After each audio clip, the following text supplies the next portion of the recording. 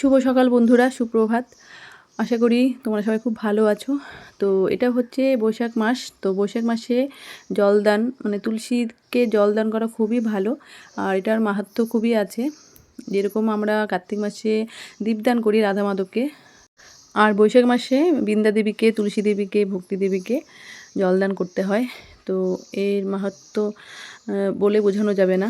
তো অনেকে বৈশাখ মাসে পালন করে নিরামিষ খেয়ে, প্রতিদিন নিরামিষ খেয়ে তুলসীকে জলদান করা। তো আমরা সেরকম করতে পারি। তো আমরা যেটা করছি, তো চেষ্টা করবে প্রত্যেকে তুলসী দেবীকে জলদান করার। এই উদ্দেশ্যে ভিডিওটা করা বা ভিডিওটা শেয়ার করা তোমাদের সাথে, আমরা যারা হিন্দু ধর্মে সনাতন ধর্ম পালন করি তাদের উদ্দেশ্যে। আর আমার এই ভিডিওটা তোমাদের কেমন লাগলো অবশ্যই বলো কমেন্টস করে বন্ধুরা। আর আমার কিন্তু রাধা মাধবকে ভোগ দেওয়া হয়ে গেল। রাধা মাধবকে ভোগ দিয়েছি চিড়ে ভাজা, বাদাম, ঝুরি ভাজা, ফল সব কিছু দিয়ে আমার রাধা মাধবের ভোগ দেওয়া হয়ে গেল, পুজো দেওয়া কমপ্লিট। আর আমার খুব ভালো লাগে রাধা মাধবের সেবা করতে। এটার মধ্যে আলাদা একটা শান্তি পাওয়া যায়।